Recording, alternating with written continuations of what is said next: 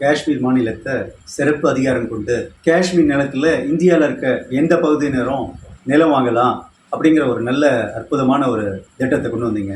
அது அற்புதமாக இல்லையான்னு காஷ்மீர் மக்களுக்கு தெரியும். பட் இதை யோசித்த நீங்கள் கிராமப்புறங்களில் இருக்கிற தாழ்த்தப்பட்டவர்கள், இந்த காலனியில் வசிப்பவங்க கிராமங்களில் நிலம் வாங்க முடியுமா?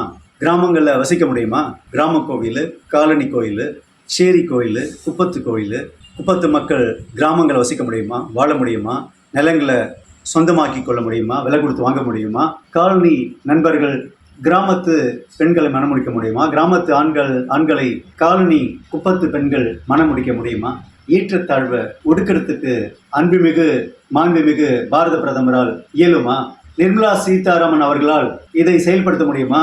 நிர்மலா சீதாராமன் அவர்களும் பாரத பிரதமர் அவர்களும் கிராமங்கள் தூரம் சென்று, அன்பான மக்களே, சேரியில் இருப்பவரும் நம் ரத்தம் தான், தாழ்த்தப்பட்டவரும் நம் உறவினர் தான், தாழ்த்தப்பட்டவரும் தமிழர் தான், தாழ்த்தப்பட்டவரும் இந்தியர் தான், கிராமங்களில் இருக்க உங்கள் பெண்களை சேரியில் வசிக்கும் குப்பத்தில் வசிக்கும் ஆண்களுக்கு பெண்ணை கொடுங்கள், சேரியில் வசிக்கும் பெண்களை கிராமத்து ஆண்கள் மணமுடியுங்கள் என்று நீங்கள் தந்தை பெரியாரை போல, அறிஞர் அண்ணாவை போல, கலைஞரை போல தங்களால் பிரச்சாரம் செய்ய முடியுமா? விழிப்புணர்வு கொண்டு வர முடியுமா? சீர்திருத்த முடியுமா? கிராமங்கள் தோறும் செல்வீர்களா? சகோதரி நிர்மலா சீதாராமன் அவர்களே, தமிழ்நாட்டிலிருந்து ஓடி போயிட்டு கிளர்ச்சி தமிழ்நாட்டிலிருந்து தொடங்கியிருக்கு.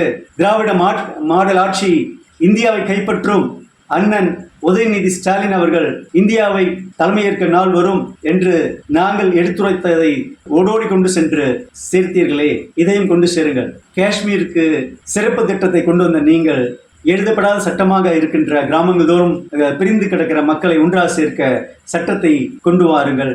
மக்களை ஒன்றிணைக்க கிராமங்கள் தோறும் பிரயாணம் செய்யுங்கள்.